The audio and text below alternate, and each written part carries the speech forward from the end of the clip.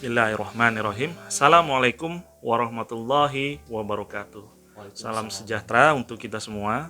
Alhamdulillah di tengah situasi pandemik yang sampai saat ini belum ada kabar akan selesai, kita masih dapat melaksanakan perkuliahan dengan baik kendati melalui forum online ya atau melalui video ini. Jadi pada kesempatan kali ini insya Allah saya Riba Supriyatna selaku dosen hukum praktek acara perdata, dan di sebelah saya juga sudah hadir Bapak Arif Firmansyah yang juga dosen atau pengajar ya hukum praktek acara perdata. Di sini kita akan coba mengulas ya, mungkin formatnya sedikit lebih santai ya Pak ya. Jadi kita tidak akan berbicara terlalu kaku atau misalkan kita akan berbicara hal-hal yang sifatnya norma saja di sini. Kita akan juga berbincang mungkin ya sesuatu hal yang menarik, yang baru, yang aktual. Nanti kita kaitkan juga nih Pak dengan teori-teori dan konsep-konsep dalam praktek peradilan perdata khususnya. Jadi insya Allah ya dalam kesempatan ini kita akan membahas dua topik terakhir sesuai dengan arahan juga dari fakultas, dari wakil dekan 1. Dua topik terakhir itu kebetulan kita materinya mengenai putusan dan upaya hukum. Ya, dua hal yang sebenarnya sangat berkaitan erat dengan apa itu yang kita sebut dengan penegakan hukum atau legal enforcement. Karena melalui dua hal tersebut ya kita dapat mengukur dan melihat sejauh mana sih keadilan di Indonesia itu dapat diwujudkan melalui lembaga-lembaga penegak hukumnya. Nah, kita tentu pernah mengalami atau setidaknya mengamati ya, terutama mahasiswa fakultas hukum nih. Jadi saya nggak mau kalau mahasiswa fakultas hukum itu a priori atau apatis dengan kondisi penegakan hukum di Indonesia. Nah, salah satu indikatornya apa? Kita harus banyak melihat praktek peradilan. Seperti apa sih praktek peradilan yang sekarang ada di Indonesia itu? Bagaimana sih putusan-putusan yang dihasilkan melalui lembaga pengadilan di Indonesia sampai saat ini? Apakah putusan-putusan itu representatif, mewakili seluruh rasa keadilan yang ada di masyarakat, ya khususnya untuk para pencari keadilan? Lalu apabila tidak mewakili, upaya apa lagi sih yang dapat dilakukan agar masyarakat itu bisa mengakses keadilan? Nah, ini yang coba akan kita bahas. Mungkin pertama ya Pak Arif ya, kita akan bahas dulu mengenai apa itu putusan Pak. Jadi nanti mungkin akan dieksplorasi lebih jauh oleh Pak Dr. Arif Firmansyah, apa itu putusan, ya, apa saja kualifikasi putusan, apa saja mungkin struktur-struktur isi dari putusan, apa saja ekses dari putusan. Mungkin Pak, mangga silakan Pak. ya. Jadi putusan itu adalah hasil dari proses-proses peradilan yang diakhiri nantinya diputuskan oleh hakim. Jadi orang ke pengadilan itu mereka mencari keadilan. Nah, produk dari pencari keadilan itu berapa putusan. Nah, putusan itu intinya adalah hal-hal yang nanti dihasilkan dari proses-proses peradilan, dari mulai gugatan, jawaban, replik dan duplik beserta pembuktiannya begitu ya. Jadi putusan itu ada dua nanti, ada putusan sela dan putusan akhir. Nah, putusan sela contohnya profesional, dan putusan akhir ada beberapa sifatnya, ada yang konstitutif, deklaratif dan kondemnator ya. Jadi ada tiga putusan di dalam putusan hukum acara perdata. Nah, hukum acara perdata itu juga ada beberapa asas yang harus ditaati oleh hakim. Yang pertama, asas itu hakim itu dia harus jelas, rinci di dalam putusan itu, dan juga dia harus mempertimbangkan semua hal yang diungkapkan di dalam persidangan. Yang ketiga, bahwa hakim itu tidak boleh memutuskan sesuatu yang melebihi apa yang dimintakan atau ultra petitum ya. Jadi di dalam putusan itu hakim diberikan rambu-rambu, walaupun hakim diberikan kebebasan untuk memutuskan suatu perkara. Nah, ada perbedaan antara putusan perdata dan putusan pidana. Kalau pidana, yang sering kita dengar bahwa ketika hakim memutuskan suatu perkara pidana, maka syaratnya itu dia harus ada keyakinan hakim dan 2 alat bukti. Tetapi di dalam hukum acara perdata itu tidak diperlukan itu, tetapi dinilainya itu adalah dari kekuatan alat bukti itu sendiri. Ya, jadi kalau kekuatan alat buktinya itu sempurna, kuat, ya, jadi dia itu hakim harus tunduk kepada alat bukti tersebut. Jadi dinilai dari alat bukti tersebut. Mungkin itu pembuka dari saya, Pak Rimba, untuk putusan, ya. Dan putusan ini, hakim ini ada putusan pengadilan negeri, pengadilan tinggi, dan kasasi. Nah, putusan pengadilan negeri itu dinamakan judek fakte. Pengadilan tinggi juga judek fakte. Tapi ketika naik ke kasasi itu judek juris. Kenapa dibedakan? Ya, karena kalau putusan pengadilan negeri dan pengadilan tinggi itu menilai fakta hukumnya. Fakta hukumnya apa? Nah, sehingga itu yang dinilai fakta hukumnya tuh, terutama. Nah, begitupun nanti ketika ada ketidakpuasan, maka naik ke dalam tingkat kasasi. Kasasi itu tapi yang dinilai bukan faktanya tetapi hukumnya, jurisnya. Apakah penerapan hukumnya sudah sesuai atau tidak? Sehingga kasasi ini bukan tingkat yang ketiga, tetapi itu adalah dia menilai hukumnya itu sendiri. Nah, begitu Pak Rimba.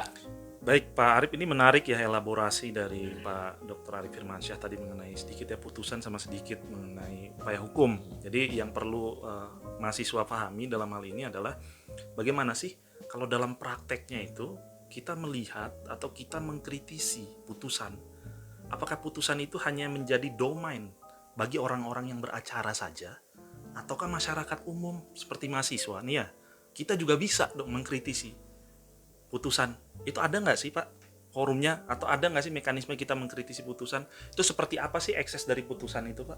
Betul. Jadi putusan itu sifatnya kalau sudah diputus itu dia terbuka, ya. Artinya karena di dalam putusan itu dia harus dibacakan, harus di muka umum. Jadi ketika dia mau membacakan putusan, dia harus terbuka dan dibuka untuk umum, walaupun perkaranya itu tertutup. Jadi misalnya ada perkara-perkara tertutup, misalnya ada perceraian misalnya, ya, itu perkaranya tertutup. Nah, tetapi pada waktu saat pembacaan putusan dia harus terbuka.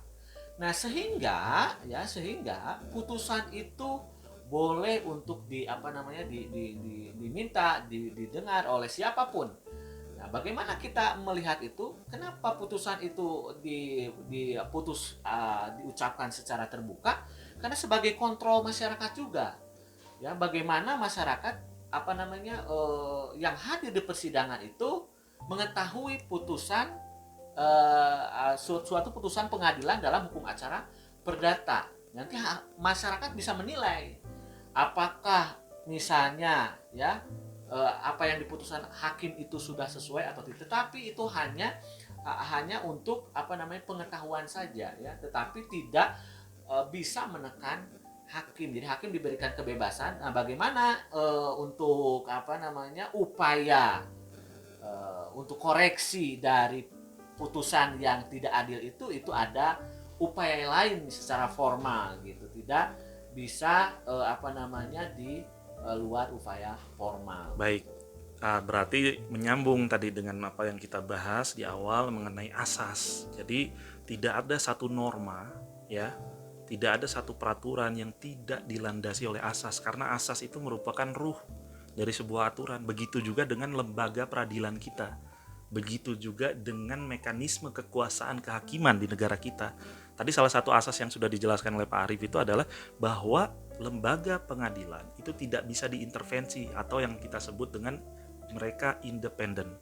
Dan tentu selain independen, mereka juga imparsial, ya, tidak boleh memihak, dan mereka merdeka dari segala macam pengaruh kekuasaan. Artinya memang kalau misalkan putusan itu sudah dibuat, maka walaupun ada kecacatan, baik itu secara material maupun formil, kita tidak bisa sebagai orang di luar lembaga peradilan itu untuk kemudian langsung membatalkan atau bahkan mengkoreksi. Tidak bisa kemudian itu langsung batal demi hukum, tapi ada mekanisme-mekanisme yang sifatnya formal. Tapi bisa tidak mengkritisi? Bisa. Biasanya dalam praktek itu dikenal dengan namanya eksaminasi publik. Ada satu forum, biasanya forum-forum ini diisi oleh para akademisi seperti dosen, ya guru besar.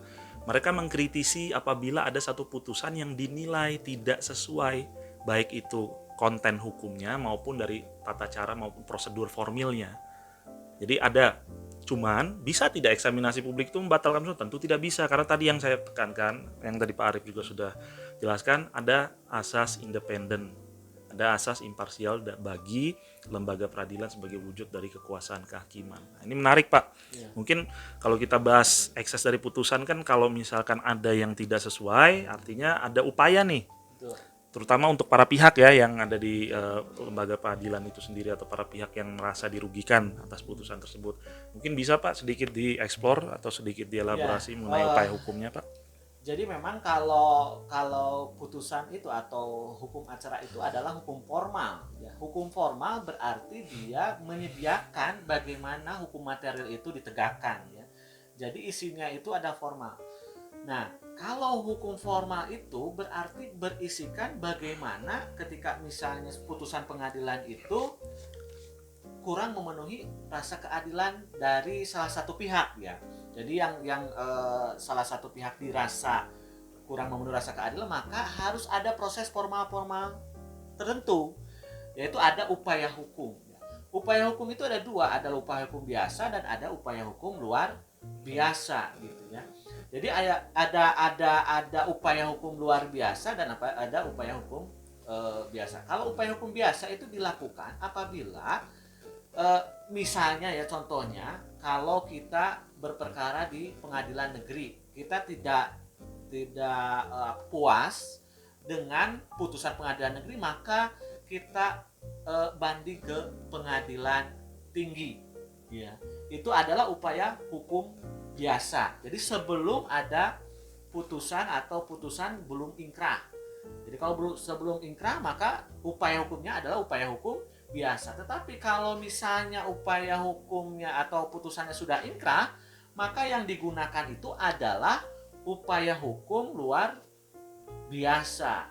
Nah, upaya hukum biasa itu ada banding, ada kasasi, ada stek ya, stek.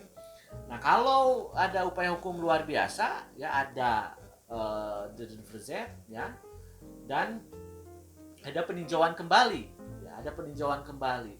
Nah, di dalam hukum acara perdata itu kalau misalnya kita itu tidak puas terhadap putusan pengadilan negeri, itu ada batasan, ada waktu untuk kita apakah mau menerima putusan tersebut atau keberatan terhadap putusan tersebut.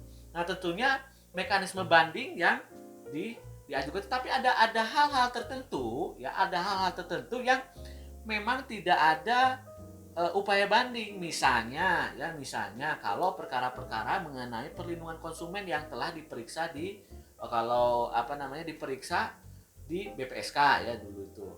Nah, kalau misalnya di perkara tersebut telah diperiksa, nah itu tidak ada banding ketika di pengadilan negeri. Nah, tetapi dia harus langsung kasasi. Jadi hal-hal, ada beberapa perkara yang memang tidak tersedia upaya hukum banding ya. Tapi itu harus dimulai bahwa di PN ini adalah memeriksa putusan lembaga sebelumnya, yaitu syaratnya. Jadi itu langsung kasasi. Nah, terus juga dalam hal seperti itu dia ada waktu. Setelah itu dia membuat yang namanya memori banding. Nah, lawannya dia membuat kontra memori banding. Jadi hal-hal apa saja yang menjadi keberatan. Misalnya ada keberatan bahwa hakim telah salah menerapkan hukumnya atau melebihi tuntutan apa yang dimintanya. Jadi ada alasan-alasan tertentu yang bisa dibuktikan untuk melakukan upaya hukum banding. Begitupun kasasi. Nah, kasasi yang keberatan itu dia membuat memori kasasi yang sebagai termohon itu adalah membuat suatu kontra memori kasasi.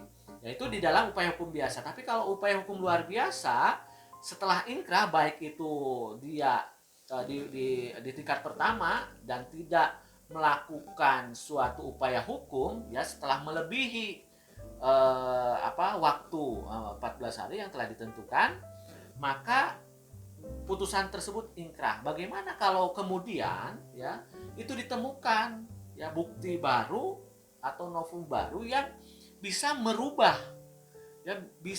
putusan. Artinya sangat penting sehingga dilakukanlah upaya peninjauan kembali ya. Upaya peninjauan kembali itu ada jangka waktunya di dalam kekuasaan kehakiman ya. Dinilai dari pada waktu bukti itu, kalau alasannya bukti, pada waktu bukti itu ditemukan dalam undang-undang kekuasaan kehakiman gitu ya. Nah, di dalam hukum acara perdata peninjauan kembali itu hanya satu kali ya. Hanya diberikan satu kali. Jadi kalau misalnya telah diajukan peninjauan kembali, maka tidak bisa diajukan peninjauan kembali lagi. Sehingga itu harus dimaksimalkan sedemikian rupa. Mungkin begitu Pak Rimba. Kenapa peninjauan satu kali? Karena memang harus ada kepastian hukum di dalam hukum acara perdata. Begitu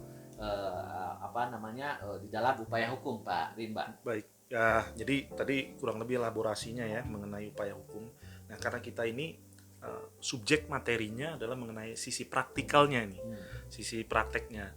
Jadi apa sih yang dapat kita lihat dari aspek-aspek praktikalnya di sini? Tentu, misalkan kita sebagai seorang yang berkecimpung dalam profesi hukum, misalkan lawyer dalam hal ini atau pengacara atau advokat, kita harus benar-benar memahami di fase-fase proses persidangan sampai dengan putusan, sampai dengan upaya hukum sebagaimana yang tadi dijelaskan oleh Pak Arif itu, apa saja sih yang harus disiapkan? Terutama untuk seorang pengacara atau seorang kuasa hukum dalam hal ini. Nah, ini yang harus dilihat dokumen-dokumen apa. Tadi sempat sedikit sudah disinggung oleh Pak Arif. Di tahap putusan tentu secara praktek produk putusan itu adalah domain dari majelis hakim. Nah, artinya apa? Ketika putusan itu sudah dibuat, tentu sudah melalui proses gugatan, dan jawaban, replik, duplik, sampai dengan pembuktian, sehingga akhirnya bermuara pada satu putusan. Lalu apa yang bisa dilakukan? Ya tentu tadi seperti apa yang kita jelaskan di awal, kita bisa menerima atau wajib menerima semua salinan putusan. Artinya semua pihak, baik itu penggugat maupun tergugat, itu harus menerima salinan putusan. Jadi bisa dipastikan semua pihak dalam proses persidangan itu mendapatkan salinan putusan. Caranya macam-macam, berbagai macam caranya. Ada misalkan pihak dalam hal ini tidak hadir dalam persidangan sehingga diwakilkan oleh kuasa hukumnya, bisa juga nanti diterima oleh si kuasa hukumnya. Jadi kuasa hukum itu harus benar-benar concern, harus benar-benar mengerti betul, dia harus menerima putusan. Jangan sampai saya kuasa hukum karena prinsipal atau misalkan orang yang langsung berkepentingan di sini tidak hadir atau kuasanya dia tidak hadir, kemudian nanti aja biar dikirimkan oleh pengadilan. Ini yang sering terjadi dalam praktek. Karena saling tunggu-tunggu ya, pengadilan pun akhirnya karena jumlah perkara yang sangat banyak ya, walaupun memang tergantung letak pengadilannya di mana, tapi misalkan di Jakarta itu sama tumpuk, akhirnya lupa atau terlambat dikirimkan tidak sesuai waktu. Jadi para pihak tidak menerima putusan. Nah, itu jangan sampai dibiarkan dalam prakteknya. Pastikan kalau prinsipal tidak hadir, pengacara atau kuasa hukum itu harus mendapatkan putusannya. Memang ada waktu di situ. Biasanya sebelum putusan itu salinannya utuh, ada istilahnya itu salinan awal dari putusan yang bisa kita akses, biasanya langsung diupload. Itu bisa diakses. Intinya adalah akses terhadap putusan harus segera didapatkan oleh kuasa hukum. Entah itu melalui prinsipal atau kuasa hukumnya langsung. Itu, Pak. Lalu bagaimana kita bisa melihat putusan? Putusan itu kan ada berbagai struktur itu di dalamnya. Biasa formatnya formal ya, sudah ditentukan berdasarkan surat edaran Mahkamah Agung. Format putusan itu kinerja dari irah-irah keadilan demi ketuhanan yang keadilan dan ketuhanan yang berdasarkan ketuhanan yang Maha Esa. Itu irah-irah yang wajib ada di dalam para putusan. Nah, itu kemudian kita bisa lihat ada namanya identitas dari para pihak yang berperkara dalam hal ini. Itu harus benar-benar dilihat, jangan sampai ada kesalahan. Karena dalam praktiknya putusan itu juga tidak luput dari kesalahan, misalkan typo. Biasanya ada nanti satu mekanisme namanya anotasi putusan. Apa itu anotasi putusan? Nah, anotasi putusan itu artinya proses koreksi internal yang dilakukan oleh lembaga peradilan. Apakah itu berakibat secara formil terhadap putusan itu? Sejauh ini tidak ada masalah sepanjang tidak berkaitan dengan substansi. Misalkan cuma salah ketik, ya itu nanti dikoreksi secara formil oleh lembaga peradilan itu. Dari kita sebagai kuasa hukum misalnya atau para pihak yang bersidang itu hanya harus melihat susunannya sudah sesuai apa tidak. Misalkan tadi para pihak, kemudian juga ada mengenai duduk perkaranya. Biasanya itu dalam putusan, Pak, itu dia mengcompile atau dia mengambil ya fakta-fakta hukum atau dasar-dasar hukum atau dalil-dalil hukum yang dipaparkan oleh penggugat maupun tergugat. Itu dia compile tuh dalam duduk perkara, putusannya itu di-compile. Makanya ada putusan itu sebenarnya kalau kita pengen lihat, jangan dilihat dari tebal tipisnya, ya. Tapi setelah dalam putusan itu kita melihat ada pihak, kemudian ada duduk perkara, kita melihat di situ ada namanya pertimbangan hukum. Nah, pertimbangan hukum inilah yang wajib sekali diperhatikan oleh para pihak, karena ini merupakan jantung dari putusan itu sendiri. Disinilah hakim menafsirkan, disinilah hakim menerapkan hukum berdasarkan tadi yang dalam hukum acara tadi Pak Arif jelaskan, alat bukti, kemudian berdasarkan keyakinan dari hakim itu sendiri. Di apa istilahnya itu pertimbangan hukumnya. Inilah yang harus dilihat oleh para pihak. Jadi jangan sampai menurut saya kalau misalkan kita menghadapi satu putusan yang misal tebalnya 1000 halaman, banyak sekali dalam prakteknya ada tuh putusan sampai 1000 halaman, ratusan halaman. Kita jangan terpaku langsung saja dalam prakteknya. Kalau saya sebagai lawyer misalkan, saya selalu melihat langsung ke pertimbangan hakimnya apa. Kemudian nanti ada amar putusan juga di situ, ya, yang kemudian menegaskan dari pertimbangan hakim itu sendiri. Jadi kurang lebih itulah anatomi ya. Dari satu putusan yang esensial lah. Jadi jangan sampai selain kita melihat susunan, yang paling penting dari sebuah putusan itu adalah kita melihat dari pertimbangan hakim. Pertimbangan hakim disitulah kita dapat melihat atau menganalisis apakah hakim ini menerapkan hukum sesuai atau tidak dengan peraturan yang ada. Atau jangan sampai mungkin kita bisa melihat ada pernah kejadian satu peraturan itu yang sudah tidak berlaku itu dijadikan pertimbangan karena mungkin indikasinya copy paste misalkan dari peraturan atau putusan-putusan yang sebelumnya yang belum tentu kontekstual dengan kasus yang sedang diperiksa misalkan. Jadi putusan itu jangan hanya dilihat di amarnya saja, siapa pihak yang menang, siapa pihak yang nggak menang, jangan, tapi lihat dulu rangkaian putusan itu dari sisi pertimbangan hakim, karena disitulah esensi hukum sebenarnya dari putusan. Kemudian sedikit ya mungkin Pak Arif dari sisi upaya hukum. Nah, dari sisi upaya hukum nih kira-kira apa sih yang harus disiapkan? Kalau dari sisi praktek, dokumen-dokumen apa saja nih yang harus disiapkan oleh para pihak? Tadi sudah dijelaskan oleh Pak Arif bahwa apabila kita melakukan upaya hukum banding tentu kita harus menyiapkan ya yang namanya memori banding ya.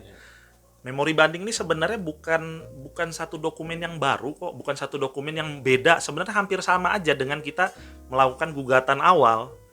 Formatnya itu ya, hanya saja dia lebih sempit.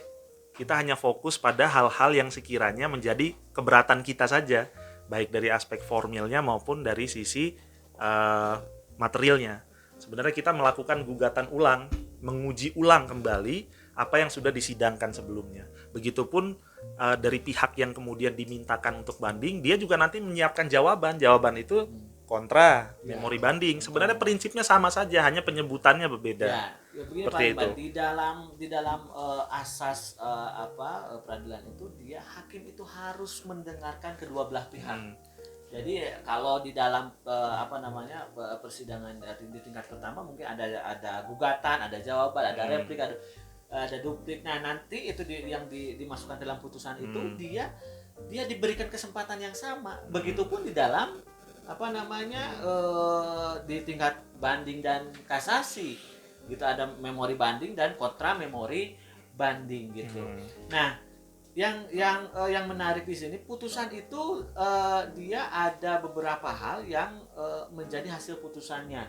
Misalnya ada putusan yang tidak dapat diterima ya, dan putusan ditolak atau hakim mengabulkan.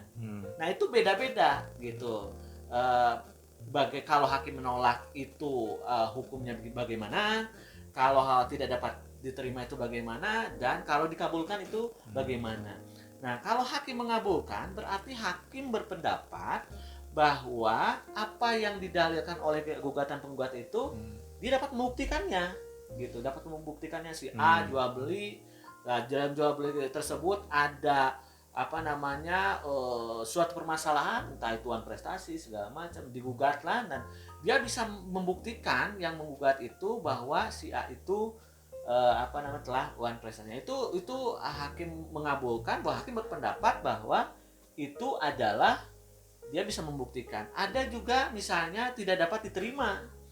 Nah, bagaimana kalau tidak dapat diterima? Kan ada, kalau kita pacaran tidak dapat diterima itu gimana? Berat. Berat. Nah, tapi susah itu untuk kode. dieksekusi. Itu kode kalau di dalam hukum itu. Kalau di dalam hukum, kalau tidak dapat diterima itu dia bisa mengajukan kembali, Pak Rimba. Kalau misalnya ditolak ya, kalau Anda ditolak oleh pacar Anda, ditolak, oh berarti harus banding. Berarti kalau tidak dapat diterima, Anda bisa ada kesempatan lah ya, ada kesempatan. Tidak dapat diterima itu caranya yang salah, secara formalnya yang salah begitu. Jadi secara formal yang salah, maka hakim itu memutuskan tidak dapat diterima. Tetapi kalau menolak, oh itu berarti Anda atau gugatan itu tidak bisa tidak dapat membuktikannya yang menggugat itu. Jadi ada hal yang memang bagaimana hakim itu harus bersikap terhadap suatu putusan tadi dari ketiga tadi gitu cirinya. Itu Pak Rimba dari ininya. Baik ya. Jadi sebenarnya suplemen praktek acara perdata dengan hukum acara pidana itu memang ya, walaupun itu kita bedakan ya dari sisi sistem pembagian materi kuliah, tetapi memang setali tiga uang. Tidak ada praktek tanpa ada landasan dulu dari hukum acara. Makanya saya bilang penting juga kita harus sudah menguasai hukum acara perdata material ya dan formil sebelum kita berbicara soal praktek. Karena praktek ini kita berbicara implementasi lebih lanjut dari pemahaman kita terhadap tadi konsep-konsep teori dalam hukum acara perdata maupun hukum perdata sebagai hukum materialnya. Makanya saya bilang di sini harus dipahami adalah bahwa asas itu menjadi satu hal yang penting, Pak Arif, di sini. Tadi bagaimana yang dibilang audi et altera partem. Artinya memang dalam persidangan apapun itu bentuknya, apapun jenis perkaranya, ada kewajiban ya bagi seorang hakim untuk mendengarkan semua pihak, baik tergugat maupun tergugat secara seimbang dan adil tentunya. Artinya apapun yang diajukan ya silahkan saja. Karena yang terpenting bagi majelis hakim adalah mereka memberikan kesempatan yang berimbang dan sama. Ketika itu semua sudah diberikan, baru nanti domain hakim atau majelis hakim lah yang akan memutuskan mana yang akan sesuai penerapan hukumnya dengan apa yang dimohonkan oleh para pihak tersebut. Jadi itu kurang lebihnya ya. Mungkin kalau dari saya akan melihat dari sisi prakteknya. Sebenarnya tadi terkadang satu hal yang luput dalam prakteknya itu adalah walaupun atau kendati ya memori banding, memori kasasi itu ada persamaan dengan draft gugatan atau dokumen gugatan ya, surat gugatan, kemudian dengan jawaban, kontra memori banding dengan jawaban, itu ada hal yang berbeda sedikit, ada hal yang ditekankan. Tadi sebagaimana yang dibilang bahwa ketika kita mengajukan banding, maka ada hal-hal yang harus memenuhi kualifikasi kenapa kita harus mengajukan banding. Sehingga banding tersebut dapat diterima, misalkan hakim ya salah menerapkan hukum atau hakim menerapkan hukum melebihi dari apa yang sudah ditentukan oleh undang-undang atau tadi yang disebut dengan ultra petita. Sebelum kita akhiri sesi ini, saya ada challenge, jarang bilang tugas lah, ini terakhir soalnya ya, ini challenge menarik soalnya. Kalau kalian berhasil ya menjawab pertanyaan dari saya, nanti akan ada hadiah langsung hadiah menarik dari Ibu Kepala Bagian Perdata Ibu Francisiska. Jadi pertanyaannya, mungkin Pak Arif mau nyumbang pertanyaan atau cukup saya? Boleh lah. Kita satu-satu. Satu-satu pertanyaan. Iya. Soal pertanyaan dari saya adalah, ini meng-highlight ya materi yang tadi sudah kita apa istilahnya itu sudah kita bagikan ya. Dalam hal apa ya satu perkara itu dapat diajukan ya untuk dilakukan upaya hukum? Jelaskan prosesnya, jelaskan syarat formil dan material, dan kemudian jangka waktunya. Berapa lama? Ya, itu pertanyaan dari saya. Mungkin pertanyaan dari Pak Arif? Kalau saya tadi menyambung dari Pak Rimba saja, karena dari putusan yang mengabulkan, yang menolak atau tidak dapat diterima, nah prosesnya dari ketiga putusan itu apakah sama, berbeda, atau bagaimana dari tiga putusan tersebut? Baik, sekarang sudah ada 2 pertanyaan. Silahkan bagi siapapun ya, mahasiswa yang berhasil menjawab ya pertanyaan dengan tepat ya. Silahkan nanti konfirmasi, boleh ke Pak Arif atau boleh ke saya secara langsung, biar kita uji dulu Pak, benar atau tidak jawabannya. Jika benar, nanti akan kami arahkan langsung kepada Ibu Kabak Perdata Ibu Francisiska, dan silahkan menikmati hadiahnya. Baik, kurang lebih seperti itu ya Pak materi dari kami. Semoga dapat memberikan informasi ya, dapat mencerahkan bagi kita semua. Mohon maaf apabila ada kekhilafan, salah kata maupun sikap. Ya, sekali lagi kita ucapkan terima kasih ya Pak ya untuk Fakultas Hukum Universitas Islam Bandung, Kepala Bagian Hukum Perdata yang sudah memberikan kesempatan ini. Semoga kuliah kali ini memberikan manfaat, dan bagi kalian semua tetap jaga kesehatan di masa pandemi ini. Billahi taufiq wal hidayah. Assalamualaikum warahmatullahi wabarakatuh.